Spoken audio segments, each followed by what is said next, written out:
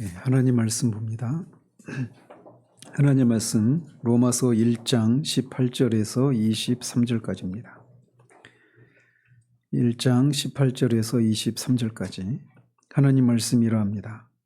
하나님의 진노가 불의로 진리를 막는 사람들의 모든 경건하지 않음과 불의에 대하여 하늘로부터 나타나나니 이는 하나님을 알만한 것이 그들 속에 보임이라. 하나님께서 이를 그들에게 보이셨느니라. 창세로부터 그의 보이지 아니하는 것들 곧 그의 영원하신 능력과 신성이 그가 만드신 만물에 분명히 보여 알려졌나니 그러므로 그들이 핑계하지 못할지니라. 하나님을 알되 하나님을 영화롭게도 아니하며 감사하지도 아니하고 오히려 그 생각이 허망하여지며 미련한 마음이 어두워졌나니 스스로 지혜 있다 하나 어리석게 되어 썩어지지 아니하는 하나님의 영광을 썩어질 사람과 새와 짐승과 기어다니는 동물 모양의 우상으로 바꾸었느니라. 아멘.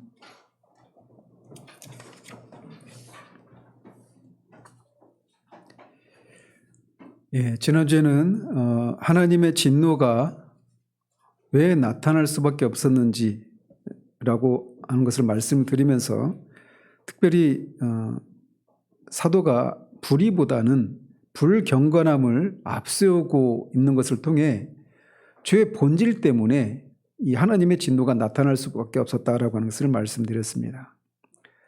불경건함이라고 하는 것은 그게 이제 죄의 본질이 무엇인가를 말해주는 건데, 죄의 본질은 하나님을 우리의 전 존재를 다해서 사랑하지 않는 것, 하나님을 영화롭게 하는 그런 삶을 살지 않는 것, 그것이 죄다라는 것입니다. 그거를 불경건함이라고 말을 하는데, 그 불경건함의 죄 때문에 불의에 해당되는 그런 죄악들이 따라 나온다라고 말씀을 드렸어요. 자, 오늘은 지난주에 말씀드린 것처럼 하나님의 진노가 나타난 두 번째 이유를 살피는데, 그것은 죄를 핑계댈 수 없기 때문에 그 죄에 대해서 하나님의 진노가 나타난다라고 하는 것을 살펴보도록 합니다. 하나님의 진노는 죄의 죄됨 때문만이 아니라 핑계댈 수 없는 죄의 성질 때문에도 나타난다라고 말을 하고 있는 거예요. 죄에 대해서 핑계할 수 없는 이것은 단지 이방인들 뿐만 아니라 유대인들에게도 다 해당되는 그런 진리입니다. 사도는 죄에 핑계댈 수 없는 성질에 대해서 언급하면서 먼저 인류가 이런 문제에 대해서 몰랐다라고 핑계를 댈 수 없다라고 하는 것을 말해주고 있습니다. 즉 사람들은 경건한 게 뭔지 또는 불의가 무엇인지 죄가 무엇인지 이런 것들에 대해서 핑계댈 수가 없다라는 거예요. 먼저 사도는 18절을 해서 하나님의 진노가 불의로 진리를 막는 사람들의 모든 경건하지 않음과 불의에 대해서 하늘로부터 나타났다 이렇게 말을 하는데, 여기에서 우리가 먼저 살펴봐야 될 것은 진리를 막는다라고 하는 게 뭘 의미하는가라는 겁니다. 진리를 막는다라고 하는 것은 진리를 끌어내리거나 진리를 거슬러서 싸우거나 진리를 제어하거나 이런 것들을 말하는 겁니다. 따라서 이걸 진리를 막는다라는 얘기는 진리가 무엇인지를 안다는 얘기입니까? 모른다라는 얘기입니까? 그렇죠. 진리를 알기 때문에 그 진리를 끌어내리려고 하고 제거하려고 하고 제어하려고 하고 막아서 거슬러서 싸운다라고 하는 것을 의미하는 거예요. 물론 여기 18절에서는 그들이 맡고 있는 진리가 무엇인지를 아직은 언급을 하고 있지 않습니다. 그런데 어쨌든 사람들이 어떤 진리를 알고 있는데, 알고 있으면서도 그 진리를 의도적으로 일부러 그것을 막아서고 있다라고 하는 것을 말해주고 있는 거예요. 여기서 말하고 있는 그들이 맡고 있는 진리는 구원에 이르는 지식이나 진리를 의미하지는 않습니다. 사도는 여기서 인류 전체가 가지고 있는 보편적인 문제를 다루고 있는 거예요. 어떤 복음을 들은 사람들의 그 경우에만 이렇게 그 진리를 막는다 이렇게 말하고 있지 않아요. 사도가 여기서 말하고 있는 진리는 하나님에 대한 보편적인 진리를 가리키고 있는 겁니다. 이것을 뒤에 21절에서 하나님을 알되 하나님을 영화롭게도 아니하고 감사하지도 아니한다라고 하는 말에서 우리가 알 수가 있습니다. 즉 모든 인류는 하나님에 대한 진리를 안다라는 겁니다. 하나님이 계시다. 계신 하나님이 어떤 분이시다라고 하는 것을 안다라는 겁니다. 그거를 알매도 불구하고 일부러 진리를 거스르고 있다. 막고 있다. 이렇게 고발하고 있는 거예요. 똑같은 것을 28절에서는 이렇게 말을 합니다. 또한 그들이 마음에 하나님 두기를 싫어하매 라고 말이죠.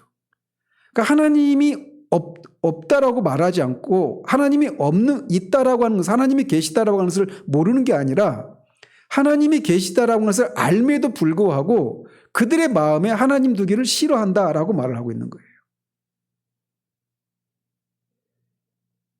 즉 사람에게는 하나님에 대한 지식이 있는데 그것을 애써서 부인하거나 제어하고 있는 그것을 진리를 막고 있다 이렇게 말을 하고 있는 겁니다.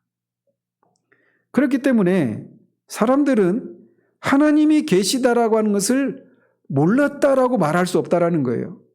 하나님이 계시다라는 것을 안다라는 얘기는 또 뭘 의미하느냐면 하나님의 뜻을 어기는 것이 죄이지 않습니까? 그러니까 내가 죄인이라고 하는 것을 몰랐다라고도 핑계댈 수가 없는 겁니다. 하나님이 계시다라고 하는 것을 안다는 얘기는 죄가 무엇인지도 안다라는 것이고 죄의 결과가 심판이다라고 하는 것도 알게 되는 거예요. 이건 너무나 논리적인 순서인 거죠. 그런데 이렇게 진리를 하나님에 대한 지식을 알고 있음에도 불구하고 일부러 그것을 막아서고 있다라는 겁니다. 그렇기 때문에 하나님의 진노가 나타날 수밖에 없다 이렇게 말을 하고 있는 거예요. 사도는 여기서는 18절에서는 진리를 막는다고 할 때 그 진리가 어떤 진리인지가 분명히 나와 있지 않지만 19절에서는 이렇게 말을 합니다. 이는 하나님을 알만한 것이 그들 속에 보임이라. 하나님께서 이를 그들에게 보이셨느니라 라고 말을 하고 있어서 여기서 18절에서 언급한 진리는 하나님을 아는 지식, 하나님이 계시다라고 하는 것을 아는 그 지식을 가리킨다라고 하는 것을 알 수 있습니다. 그래서 말씀드린 것처럼 하나님이 계시기 때문에 하나님이 계시다라고 하는 것은 하나님이 절대적인 그런 분으로 계시다라고 하는 것은 그 하나님의 뜻을 어기는 것이 죄라고 하는 것도 알게 되는 겁니다. 하나님이 우리에게 원하시는 삶이라고 하는 것이 무엇인가라고 하는 것도 정해져 있다라고 하는 것을 말해주는 거예요. 그렇기 때문에 하나님이 계시다라고 하는 것을 안다면 불경건함과 불의가 무엇인지도 자연스럽게 알게 되겠죠. 그리고 그런 일을 행할 때 결과가 무엇인지도 안단 말이에요. 그런데 사람들이 하나님이 계시다라고 하는 것을 알매도 불구하고 그것을 애써 부인하고 막고 있다라고 말을 하고 있는 거예요. 자, 그렇다면 하나님은 어떤 방식을 통해서 하나님이 계시다라고 하는 것을 사람들에게 알려주셨을까요? 그래서 먼저 19절에서 그것을 그들 속에 보이셨다라고 말을 합니다. 즉 사람들의 내면에 하나님이 계시다라고 하는 그런 의식을 심어 놓으셨다라고 말을 하고 있는 거예요. 이것은 사람이 타락하기 전에 뿐만 아니라 사람이 타락한 후에도 여전히 사람들의 내면 깊은 곳에는 하나님이 계시다. 물론 하나님이라고 하는 용어는 쓰지 않지만 신이 있다라고 하는 그런 의식이 있다라는 겁니다. 사도가 이런 얘기를 할 당시보다 지금은 이것을 우리가 더 확실하게 인정할 수밖에 없는 현실을 우리가 살고 있습니다. 그래서 선교사님들이 어떤 오지에 가서 복음을 전하기 위해서 그렇게 갔을 때 그렇게 간단 얘기죠. 간단 말이죠. 이 사람들이 하나님도 모르고 복음도 모르니까 그래서 이들이 이렇게 죄의 지배를 받으면서 지옥에 결국은 비참한 삶을 살다가 지옥에 떨어지게 될 것에 대한 불쌍함을 가지고 그들에게 나간단 말이죠. 근데 놀랍게도 아무리 원시 부족이라고 일컫는 그런 사람들을 찾아가더라도 다 그들이 하나님이라고 하는 용어는 사용하지 않을지 모르지만 다 어떤 신적인 존재에 대한 인식을 다 가지고 있더라는 겁니다. 이거는 선교사들만 고백하는 것이 아니라 오늘날의 현대 인류학자들도 다 똑같이 고백하는 거예요. 다 어떤 부족들 가든지 간에 어떤 종교 체제가 있고 그것이 어떤 정교하느냐 어떤 허접하냐 이런 차이는 있을지 모르지만 그들 나름대로 어떤 신적인 존재에 대한 인식을 가지고 있고 그 신을 섬기는 어떤 종교 체제들을 다 가지고 있더라는 거죠. 어떤 지역에 살든 어떤 시대에 살든 문명화의 정도가 어떤 차이가 있든지 간에 모든 사람들에게는 이런 신의식이 있다라는 것이에요. 그래서 그 칼빈도 기독교 강의 1장 1권 2장에서 사람들 안에 이런 하나님을 아는 지식, 이 종교적인 씨앗이라고 불렀던 이런 것이 있다라고 하는 것을 말을 해주고 있었던 것이죠. 하나님의 존재에 대한 의식이 인간 본성 안에 보편적으로 존재한다라는 겁니다.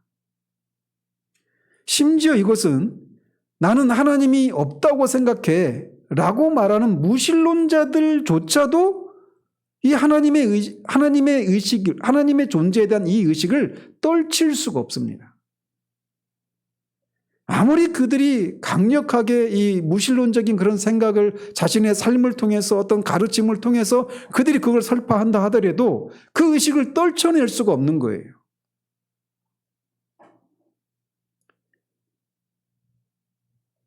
마치 죄를 없이 할 수 없는 것을 이 표범의 그 피부를 그 얼룩을 스스로 제거할 수 없는 것에 비유하는 것처럼 하나님이 계시다라고 하는 이 의식을 그 무엇으로도 떨칠 수가 없습니다. 하나님을 알 만한 것이 사람들의 내면 속에 심겨져 있기 때문에 그래요. 인간을 하나님의 형상으로 창조하셨기 때문에 타락한 이후에도 이 의식이 사라지지 않는 겁니다.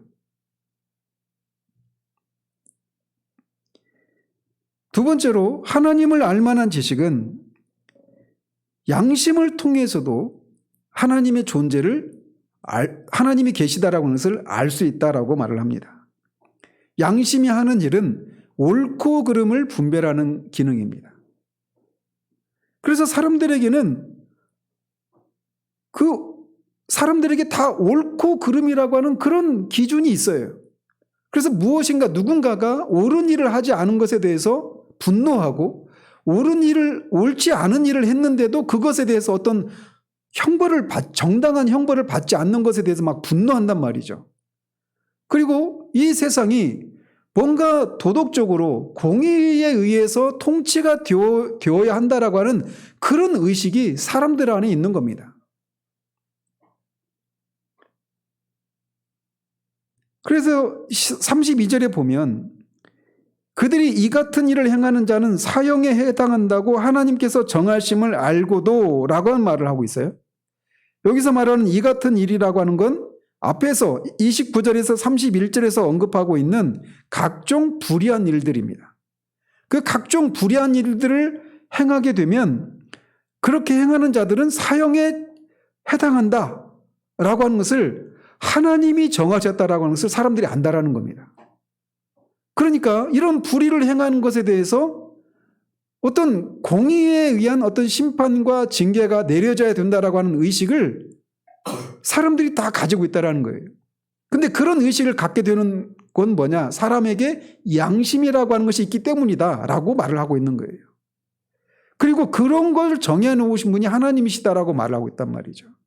그래서 양심은 사람의 내면에 심어놓으신 하나님의 음성이다, 이렇게 말을 하는 겁니다.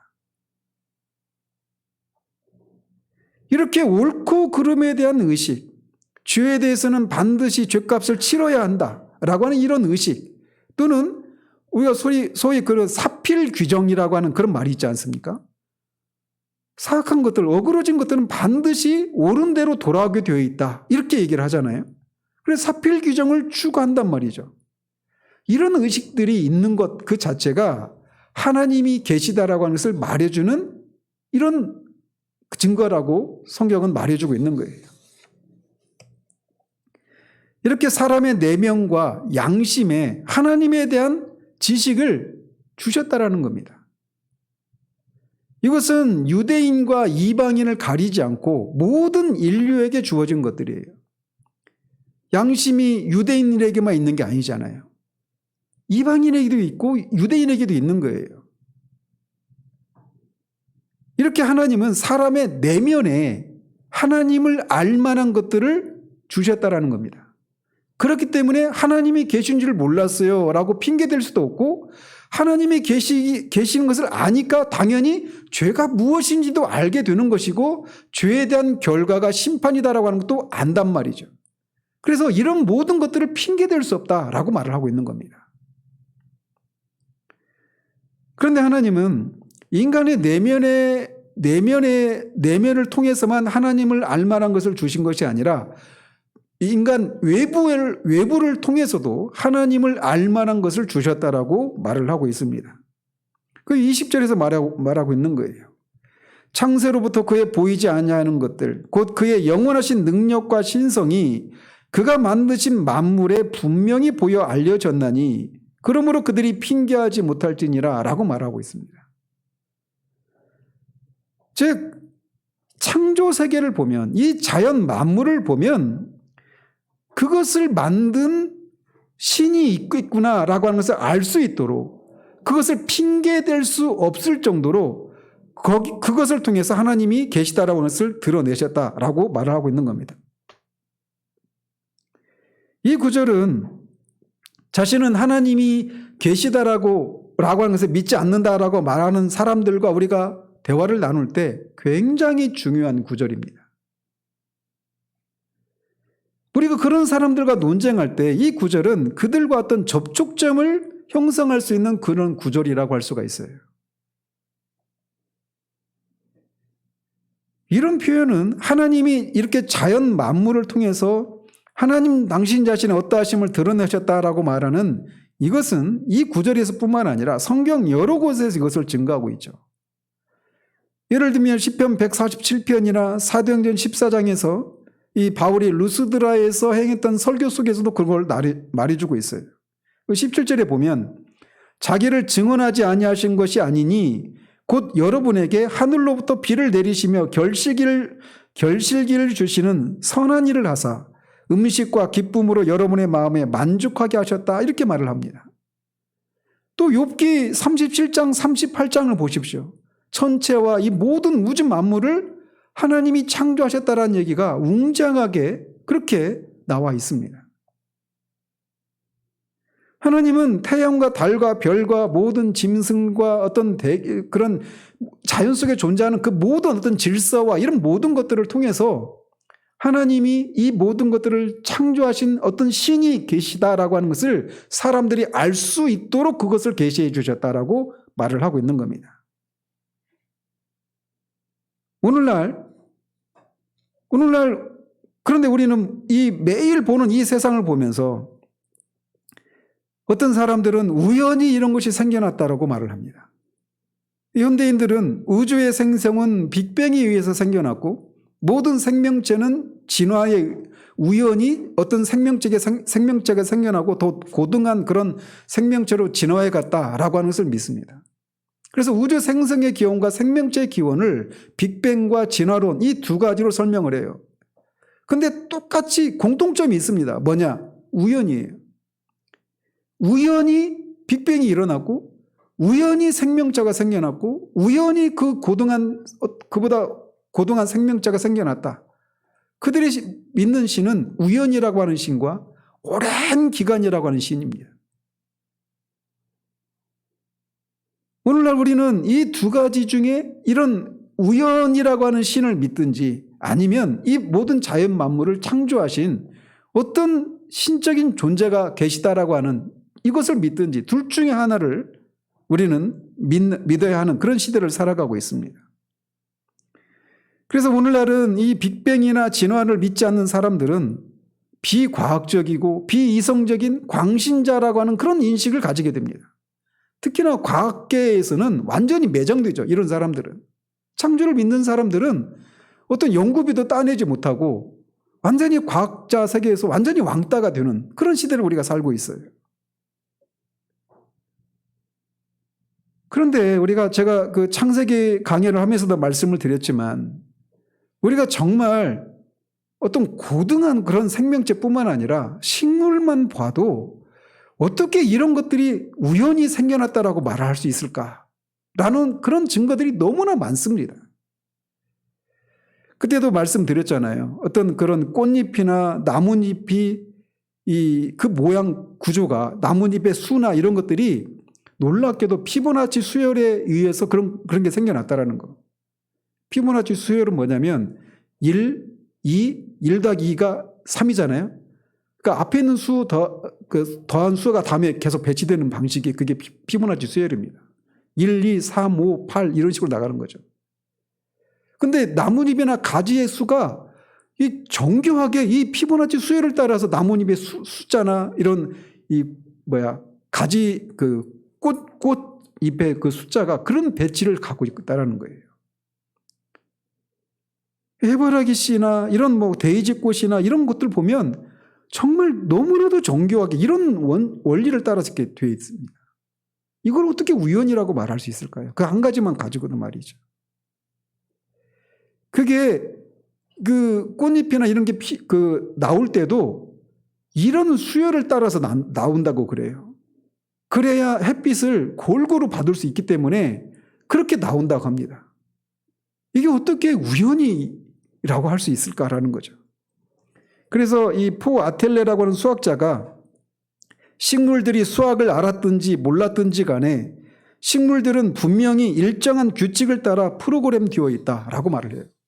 너무나 수학적인 거예요. 인간의 신체에 대해서도 마찬가지죠. 이 사람의 눈이라고 하는 게 카메라를 인간이 발견해내긴 했지만 사람의 눈과 이게 카메라와 비교할 수가 없죠.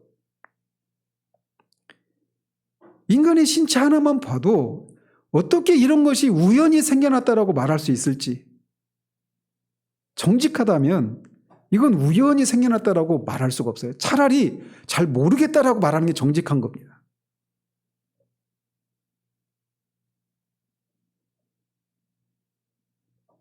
그래서 그들은 그냥 모든 것이 다 우발적으로 생겨났다, 우연히 생겨났다라고 하는 것을 믿으라고 강요를 하는 겁니다. 그래서 그것들을 만드신 분의 생각이나 어떤 이지나 목적이 전혀 없어요. 빅뱅의 그 궁극적인 그 결론은 어디로 가냐면 허무함, 공허함으로 이끌어 갑니다. 빅뱅에서 이렇게 폭발을 해가지고 우주가 팽창한다고 하잖아요. 그러다가 그 팽창력이 닿으면 다시 원점으로 수축을 한다고 그러니 그 특이점으로. 그러니까 그 시간이 수십억 년이 걸린다고 하는데 어떤 사람 그거 보면서 나중에 우주가 수축되면 어떻게 되지? 하고 걱정하는 사람 보면서 제가 정말 헛웃음이 나오더라고요. 10년 앞으로 살 수 있을지 없을지 모르는데 그 수십억 년이 후에 일어날 일대로 걱정하고. 근데 그것이 말하는 게 뭐냐면 철학적 의미가 뭐냐면 아무런 목적이 없이 생겨난 겁니다. 우주라고 하는 게.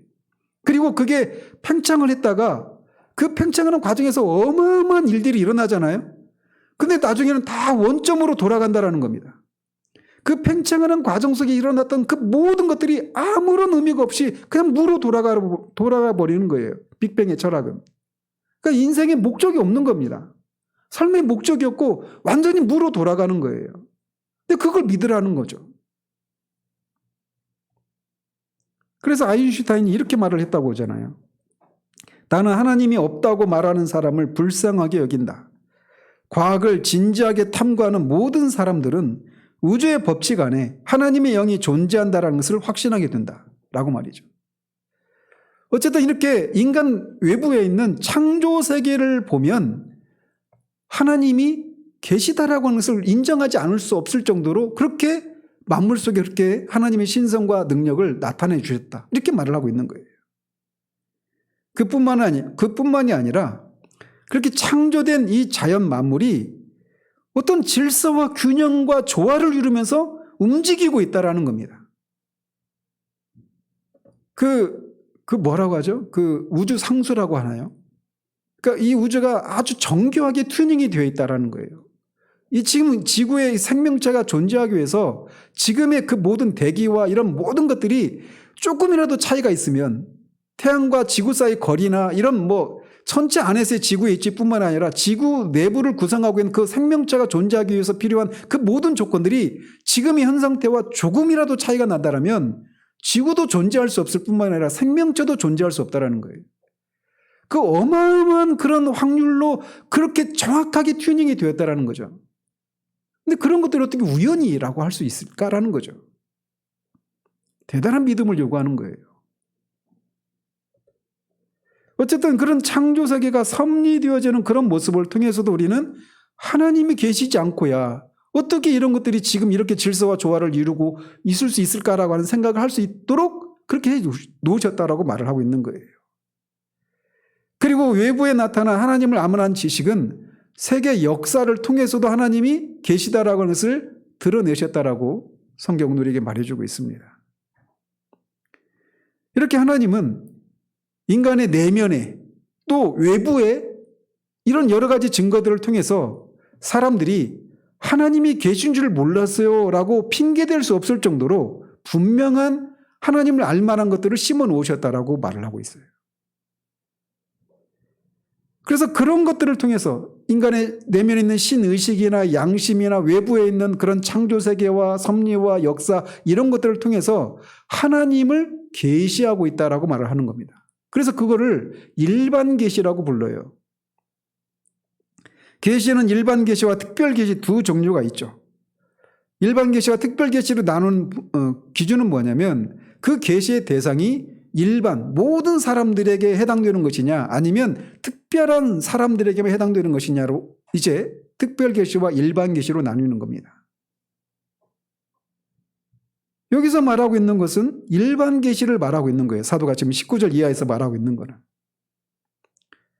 자, 그렇다면 사도가 여기서 그의 보이지 아니하는 것들, 그 만드신 만물에 분명히 보여 알려졌다 이렇게 말을 할 때 여기서 말하는 이런 것을 통해서 하나님의 어떠하심을 하나님이 계시다라는 것을 나타내 주셨다. 계시해 주셨다. 이렇게 말을 하고 있는데 이게 뭘 의미하느냐라는 겁니다.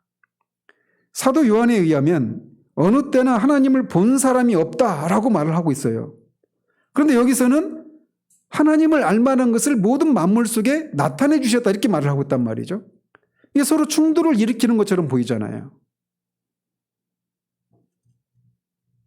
그렇다면 여기서 말하는 사도 바울이 이 로마서 1장 19절 이하에서 말하고 있는 만물 안에 하나님 보이지 않는 하나님의 어떠하심을 나타내 주셨다라고 말하는 이 내용이 이 하나님에 관해서 알려져야 할 모든 것들을 알려주셨느냐라고 할 때 그렇지 않다라고 답을 해야 되는 겁니다.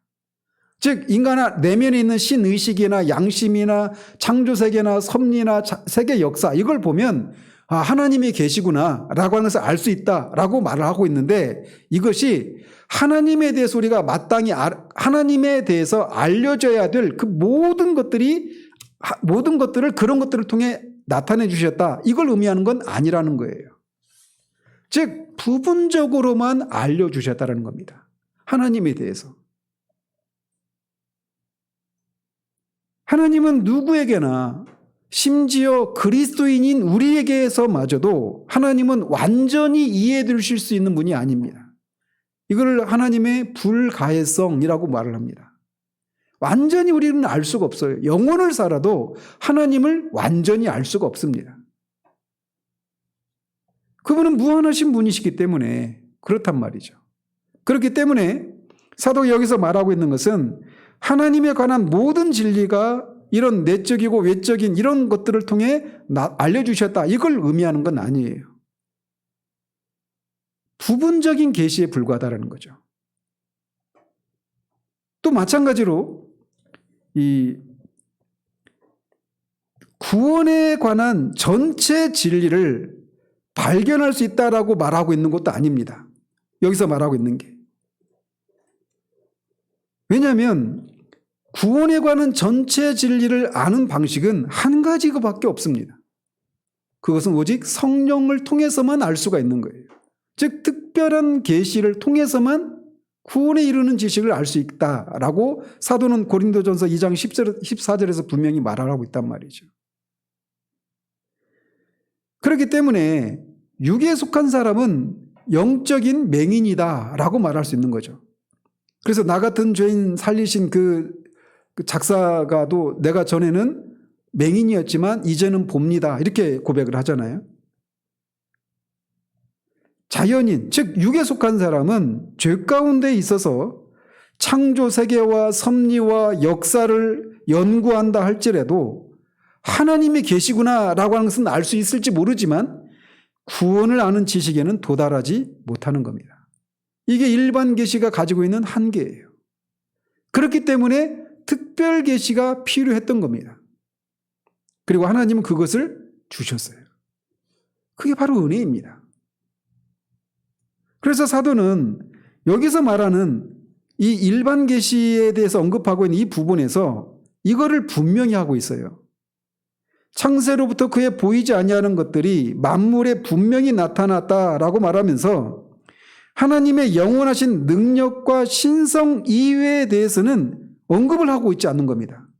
그 창조 세계를 통해서 하나님의 능력과 신성이 나타났지 하나님 자체, 하나님 그 존재 자체가 나타났다 이렇게 말하고 있지 않아요. 하나님의 존재의 어떤 부분들이 나타났다 이렇게 말을 하고 있지 하나님 존재 전체가 나타났다 이렇게 말하고 있지 않단 말이죠.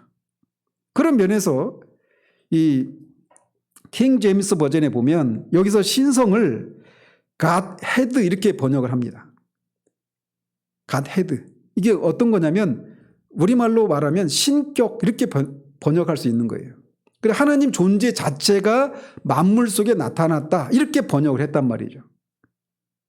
제가 왜 킹 제임스 버전을 언급하냐면 제가 이번 주에도 어떤 분 이렇게 설교를 듣는데 그분이 그냥 설교 한 편을 딱 듣는데 이분이 세대주의자고 킹 제임스 성경의 제일주의자고 뭐 이런 게 딱 바로 보이더라고요.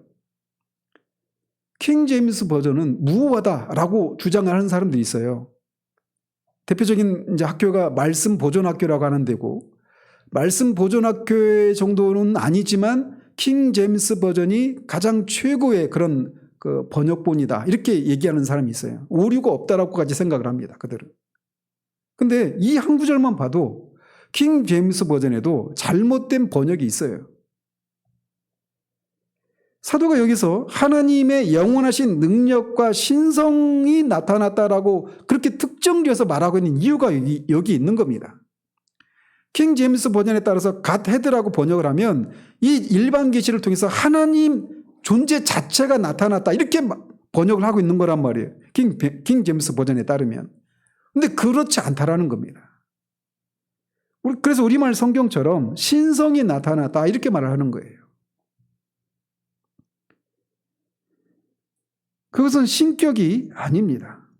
신적인 존재의 탁월성, 그런 완전성 이런 것들이 나타났다 이렇게 말을 하는 것이지 신격 그 자체가 나타났다 이렇게 번역을 하면 안 되는 겁니다. 그래서 이건 똑같이 베드로전서 2장 9절에서 구원받은 자들이 하나님의 아름다우신 덕을 찬양하도록 하기 위해서 너희를 불러냈다 이렇게 말할 때 그 덕에 해당되는 것과 똑같은 개념입니다. 자, 정리하자면 우리는 창조와 섭리와 역사 속에서 역사를 통해서 하나님을 알 수 있습니다. 하나님이 계시다라고 하는 것을 알 수 있어요. 그러나 그 지식으로는 우리를 구원에 이르도록 하기에는 충분하지 않다라는 겁니다. 창조와 섭리와 역사 속에서는 하나님의 사랑을 발견할 수 없고 하나님의 은혜도 발견하지 못하고 긍휼과 자비도 발견할 수가 없어요. 단지 하나님의 위대함과 영광과 어미와 능력과 의와 거룩함의 일부 이런 것들만 드러날 뿐이죠. 그런 것을 아는 것을 통해서 우리가 알 수 있는 게 뭐예요? 우리가 구원에 이를 수 있다라고 하는 생각, 구원에 이를 수 있는 지식을 알 수는 없고 그런 하나님 앞에 우리가 피조물이고 또 그 하나님의 뜻을 어기고 있는 죄인이라고 하는 것을 알 수 있을 뿐이에요.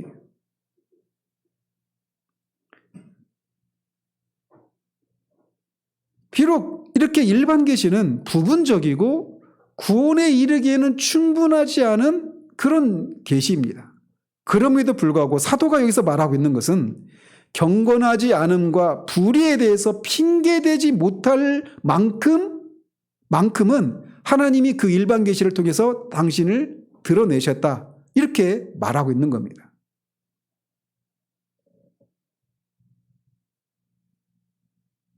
따라서 이렇게 일반 계시를 통해서도 하나님이 계시고 그 하나님 앞에 우리가 죄인이라고 하는 것을 알고 또 죄를 범한 그 결과가 무엇인지도 알 수 있다라면 무엇을 통해서 알 수 있어요? 양심을 통해서 우리가 그걸 알 수 있단 말이에요.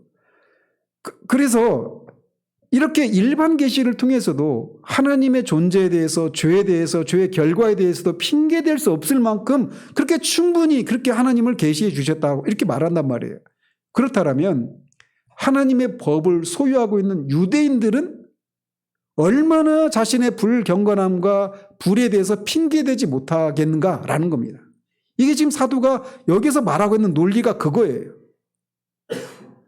마찬가지로 유대인들보다 신약의 복음을 예수 그리스도를 통한 이 계시를 알고 있는 우리들은 얼마나 더 불경건함과 불에 대해서 핑계댈 수 없는가라고 하는 결론에 또 도달하게 되겠죠.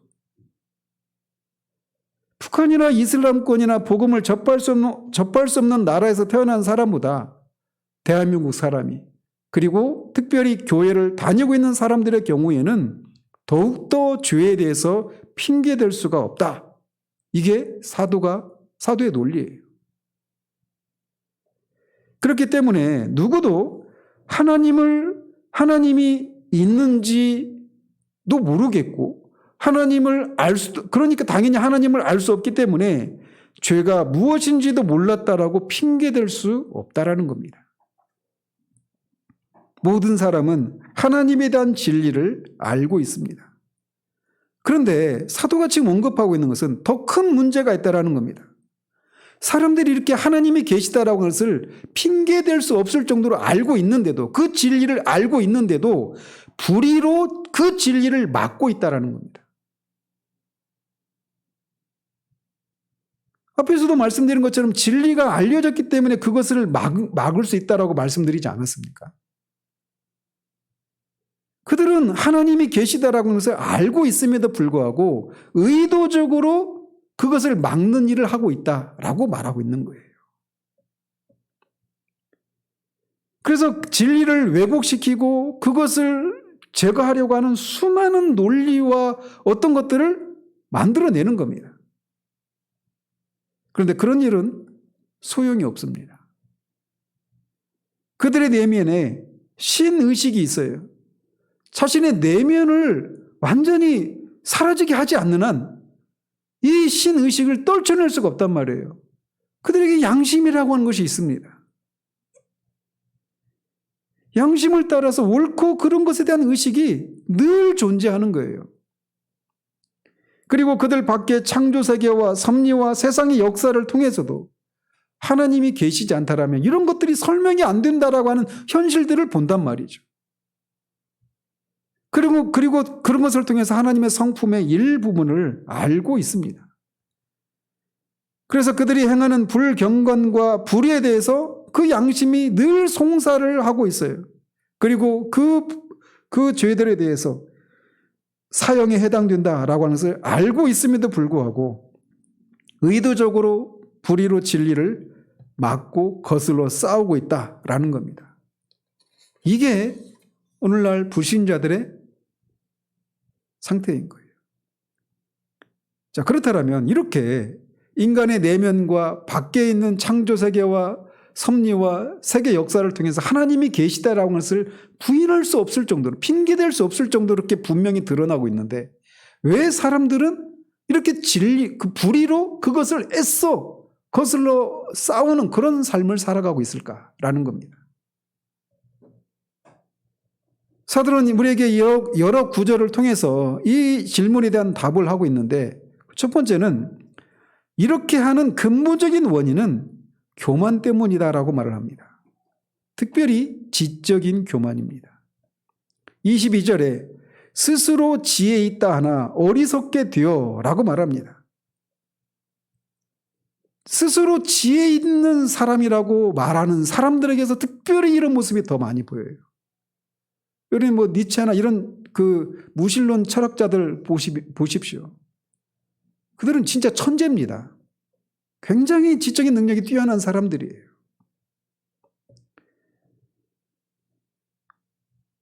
인류 역사상 현대와 같이 여기서 말하고 있는 이 사도의 진단이 시적절한 시대가 없다라고 말할 수 있을 정도입니다.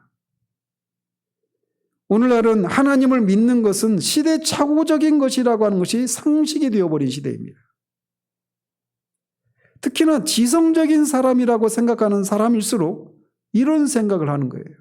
종교는 원시 부족들이나 그런 어떤 자연에 대한 공포와 자신의 그 인간의 연약함을 인해서 그렇게 자신을 보호할 어떤 대상을 만들어낸 그 신들, 그렇게 해서 만들어진 신들을 섬겼던 것이 종교인데, 지금과 같이 그 자연현상에서 벌어지고 있는 것들을 과학적으로 다 설명할 수 있는 이런 시대에 지금 종교는 필요 없다라는 거죠.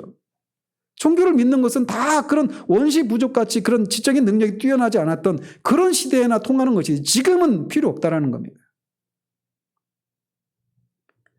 신은 죽었다라고 외쳤던 니체가 지성인들에게 특히 인기가 있는 이유가 바로 여기 있는 거예요. 지적인 교만. 바로 이것은 아담이 지은 최초의 죄이기도 합니다. 모든 죄의 근원은, 근본적인 원인은 교만이에요. 이 지적인 교만이 사람들의 안팎에서 하나님이 계시고 그 하나님에 의해서 옳고 그름이라고 하는 인식이 생겨나고 불의를 행하는 것에 대한 심판이 있다라고 하는 것을 알면서도 이 교만함이 그 모든 것을 부인하고 거슬러 싸우게 한다라는 거죠. 언제나 그러했고 지금도 그렇습니다. 사도가 이 2000년 전에 이미 이것을 말하고 있잖아요.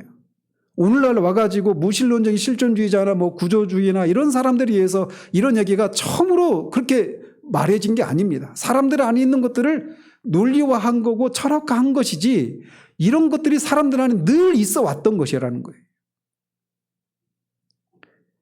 사람들이 거부할 수 없을 정도로, 핑계댈 수 없을 정도로 하나님이 계시다라고 해서 알매도 불구하고 그것을 애써 불의로 막는 두 번째 이유는 사람들의 악함 때문입니다.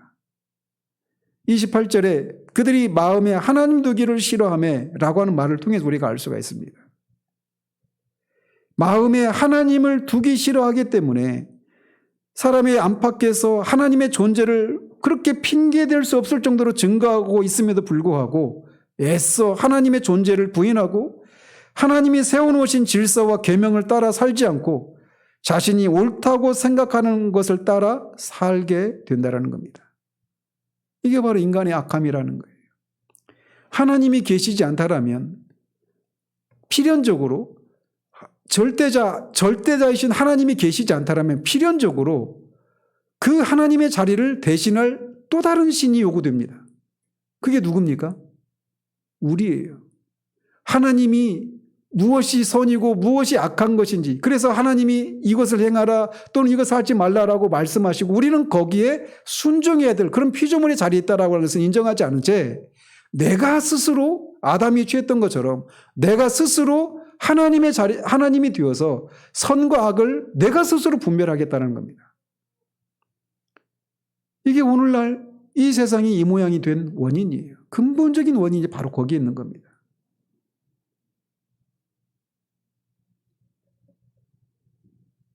그래서 하나님이 계시다라는 것을 인정하는 순간 나는 그 하나님의 계명에 따라서 순종해야 되고 거기에 어긋나는 삶을 사는 결과 나는 죄인이 된다라고 하는 것을 부인할 수 없기 때문에 애써서 하나님의 존재를 부인하는 겁니다. 하나님이 죽었다라고, 하나님은 더 이상 필요하지 않은 것이다라고 말을 하는 거예요. 그래서 이런 빅뱅이나 자연 그런 진화론에 의해서 이 세상에서 하나님의 존재를 몰아내는 일들을 인류가 해오고 있다는 것이죠. 하나님이 이렇게 해라 저렇게 해라라고 하는 이런 말을 더 이상 우리가 따라 살 필요가 없다라는 겁니다. 그래서 뒤에서 보면 여자도 순리를 따라 또는 남자도 순리를 따라 여자를 쓰지 않고 이런 말을 하잖아요. 그 순리라고 하는 게 영어로 네이처입니다. 네이처. 그래서 인간의 내면에 심겨져 있는 본성이에요. 본질입니다. 그래서 인간 안에 하나님이 이렇게 인간의 본성이라고 하는 것을 심어주셨는데 이런 것이란 없다라는 거예요. 다만 내가 옳은 대로, 내가 좋은 대로, 내가 행복하다고 생각하는 그런 것을 따라 살면 된다. 이게 사람들이 가지고 있는 악함이라는 겁니다. 그 악함 때문에 하나님이 계시다는 것을 부인할 수 없음에도 불구하고 그렇게 불의로 그것을 애써 거스르며 싸우고 있다는 거예요.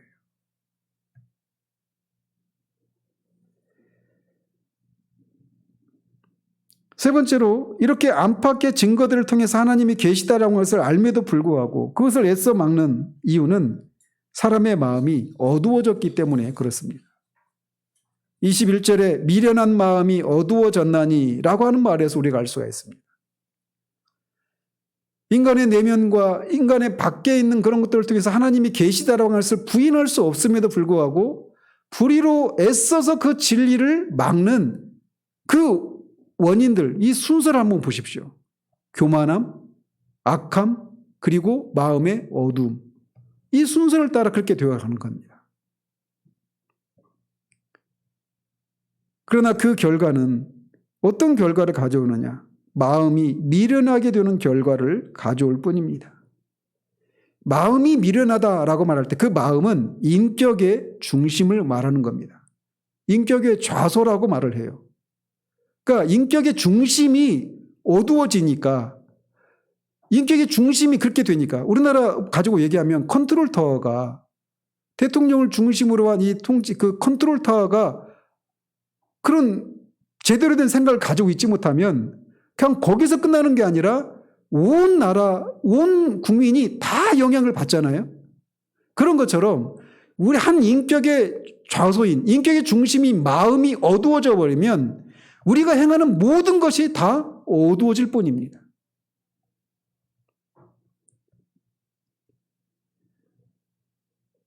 그 결과 영적인 총명을 잃어버리게 되는 겁니다. 하나님의 진리에 대해서 어떤 통찰력을 전혀 가질 수 없게 되는 거예요. 그래서 우리가 그런 얘기를 하잖아요. 하나님이 계시다라고 하는 것을 짠 하고 앞에 나타나셔서 우리에게 보여주시면 그리고 그걸 부인할 수 없는 방식으로 어떤 이적을 베풀어 주시면 내가 하나님을 믿겠다. 이렇게 말하는 사람들이 있죠. 저도 그랬었어요. 사람들에게 다 그런 게 있거든요. 근데 보십시오. 하나님의 아들이신 예수님이 이 땅에 오셨잖아요. 그 수많은 이적들을 행하셨어요. 사도 요한이 요한복음에서 기록하고 있는 것처럼 7가지 이적만 그렇게 기록을 하고 있는데 그 이외에도 그분이 이 땅에 계시면서 행했던 그 이적을 기록하려고 하면 하늘이라도 감당할 수 없다라고 말을 하잖아요. 그러니까 성경에 나타난 그런 이적만 행하신 게 아닙니다. 훨씬 더 많은 이적을 행하셨던 거예요. 그 이적이라고 부르는데 그건 단순한 기적이 아니라 일종의 사인이에요. 그 이적을 통해서 그 일을 행하시는 예수님이 어떤 분이신가를 가르쳐 주시기 위해서 행하시는 이적이라면 그래서 이적이라고 하는 겁니다. 그런데 그 이적을 수도 없이 행했단 말이에요. 그것을 통해서 그분이 하나님의 아들이라고 하는 것을 사람들이 알 수 있도록 그런 이적을 행하신 거예요. 병든 자가 고쳐지고 귀신이 쫓겨나고 죽은 자가 살아나고 물 위를 걸으시고 풍랑이 잠잠게 되고 오병이에게 이적을 베푸시고 수많은 이적을 베푸셨단 말이에요. 그런데 어떻게 했습니까? 그 이적을 보면 우리는 아까도 말씀드렸잖아요. 그런 이적들을 내 삶 가운데서 경험하면 하나님이 계시다는 것을 내가 알겠고 내가 하나님을 믿겠다, 믿을 수 있겠다 이렇게 말을 하는데 그 당시 사람들을 보시라는 거예요. 그렇게 수많은 이적을 자신들의 눈앞에서 봤는데 어떤 사람들은 오병이어의 그 이적을 현장에 있어가지고 그 떡을 먹은 사람, 그 물고기를 먹은 사람도 분명히 있었을 거란 말이에요. 근데 그런 사람들 중에 어떤 사람들은 예수를 십자가에 못 박으라 하면서 하나님의 아들을 십자가에 못 박는 일을 하지 않습니까? 이적을 체험하는 것이 그가 구원에 이르는 믿음을 보장하는 게 아니라고 하는 이유가 바로 거기에 있는 거예요. 육에 속한 사람은 하나님의 성령의 일을 받지 아니하나니 그들에게는 미련하게 보임이요 또 깨닫지도 못한다라고 말하고 있는 겁니다. 마음이 어두워졌기 때문에 영적인 것들을 분별할 수가 없습니다. 오히려 미련한 것으로 보여지는 거예요. 그래서 에베소서 4장에서도 이렇게 표현합니다. 이제부터 너희는 이방인이 그 마음에 허망한 것으로 행함같이 행하지 말라. 그들의 총명이 어두워지고 그들 가운데 있는 무지함과 그들의 마음이 굳어짐으로 말미암아 하나님의 생명에서 떠나 있도다. 그들이 이방인을 향해서 총명이 어두워지고 그들의 무지함을 언급하는데 이게 이방인들은 다 그러면 IQ도 떨어지고 지적인 능력이 떨어지는 걸 말하느냐? 그게 아닙니다. 거듭나지 않은 사람은 다 이런 거예요. 영적으로 어두워져서 영적인 것들을 지각할 수도 없고 분별할 수도 없고 통찰을 할 수도 없다는 겁니다. 영적인 것들이 그 가치를 알고 그것의 그 달콤함을 누리지를 못하는 거예요. 거듭나지 않았기 때문에 그 마음의 인격의 중심인 마음이 어두워져 버렸기 때문에 그런 일이 일어났다는 겁니다. 이렇게 지적인 교만과 악함과 이런 어두움 때문에 인간의 내면과 밖에서 하나님을 부인할 수 없을 만큼 그렇게 하나님이 계시다라고 하는 증거를 봄에도 불구하고 애써서 그 진리를 막아서서 불의를 행한다라는 겁니다. 그러니까 그것에 대해서 하나님의 진노가 나타날 수밖에 없다라고 말씀하고 있는 거예요. 이것이 인간의 실상입니다. 유대인과 이방인을 포함한 모든 인간의 실상이 이렇다라고 말을 하고 있는 거예요. 그렇기 때문에 이런 인간에게 있어야 될 유일한 소망은 한 가지밖에 없는 거예요. 사도 바울은 고린도후서 4장 4절 6절에서 이렇게 말을 합니다. 어두운 데에 빛이 빛이라 말씀하셨던 그 하나님께서 예수 그리스도의 얼굴에 있는 하나님의 영광을 아는 빛을 우리 마음에 비추셨느니라. 우리 인격의 중심인 마음에 그리스도의 얼굴에 나타난 하나님의 영광을 아는 빛을 비추셨을 때 모든 것들이 환히 드러납니다. 하나님이 계시다라고 하는 것은 일반 계시의 빛을 통해서도 볼 수 있어요.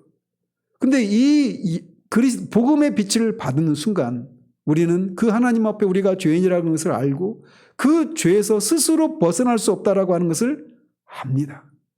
그리고 뿐만 아니라 십자가에 죽으셨던 그 예수가 정말 하나님의 아들이시고 우리의 유일한 구원자가 되신다는 사실을 알게 되는 일이 일어납니다.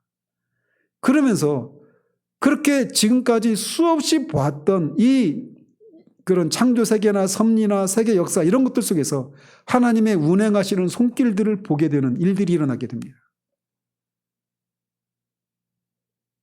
어두운 마음에 비추는 이 복음의 빛이 아니면 우리는 절대로 구원에 이를 수가 없다라고 하는 것이 사도가 우리에게 말해주고 있는 거예요. 그런데 그것을 하나님이 하셨다라는 겁니다. 그거를 1장 4절에서 말하고 있는 것처럼 그 1장 그 앞부분에서 말하고 있는 것처럼 하나님께서 선지자를 통해서 이것을 약속해 주셨는데 이게 드디어 그 복음이 나타났다라는 거. 그렇기 때문에 사도는 이 복음을 부끄러워하지 않고 자랑할 수밖에 없다라고 말을 하는 거예요. 이 복음의 빛을 통해 그가 어두워졌던 마음이 빛이 비추면서 모든 것들을 볼 수 있는 눈들이 생겨나게 되고 생명에 이르게 되고 구원에 이르게 되는 거예요. 요한 사도가 말하고 있는 것처럼 이 빛이 이 세상 가운데 왔다. 그 빛은 생명이다. 사람이 생명이다라고 말하지 않습니까? 이 빛을 우리가 받는 순간 우리에게 영생의 복이 우리에게 주어지고 삶을 새롭게 바라보게 되는 일들이 일어나게 되는 거예요. 바로 구원받은 사람들에게 일어난 일들이 바로 그것입니다. 이 어두운 마음에 이 빛이 비추어서 철학이나 어떤 헛된 사변들이 흩어지고 사라지게 됩니다. 그리스도 안에서 어린아이같이 겸비하게 하나님의 얼굴을 들여다볼 수 있게 하는 것은 오직 이 복음뿐입니다. 그런 은혜가 우리 가운데 임한 겁니다. 기도하겠습니다. 하나님 아버지, 왜 하나님의 진노가 나타날 수밖에 없는가? 두 번째 이유로 죄를 핑계댈 수 없기 때문이라고 하는 이 진리를 우리가 살폈습니다. 하나님은 인간의 내면에 또 양심을 통해 또 창조 세계와 섭리와 세계 역사를 통해 하나님이 계시다라고 하는 것을 사람들이 핑계댈 수 없을 정도로 드러내 주셨고 또 옳고 그름이 무엇인지를 알고 그것의 결과가 무엇인지 또한 알 수 있도록 그렇게 사람을 지으셨습니다. 그리고 그렇게 세상을 창조하시고 섭리하십니다. 그래서 어느 누구도 나는 하나님이 계신지를 몰랐다라고 말할 수도 없고 그렇기 때문에 나는 죄가 무엇인지도 몰랐고 그 죄의 결과가 무엇인지도 몰랐다라고 핑계댈 수 없다라고 하는 이 선언 앞에 우리가 서게 됩니다. 그렇게 하나님이 계시고 죄가 무엇이고 그 죄의 결과가 무엇인지 부인할 수 없을 정도로 핑계댈 수 없을 정도로 분명히 알면에도 불구하고 우리의 교만함과 악함과 그 영적인 어둠을 인해서 애써서 그 진리를 부인하고 막아섰던 그런 우리에게 어두운 데서 빛이 비추라 하셨던 하나님이 그리스도의 얼굴에 나타난 영광의 빛을 하나님의 영광을 아는 빛을 우리에게 우리 마음에 비추심으로 우리가 이 모든 것들을 알고 생명을 얻고 구원에 이르게 하신 하나님의 은혜를 찬양합니다.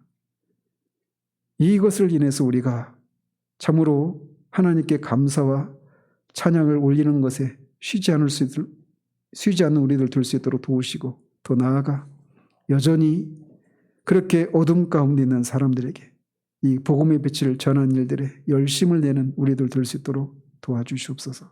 예수 그리스도 이름으로 기도합니다. 아멘.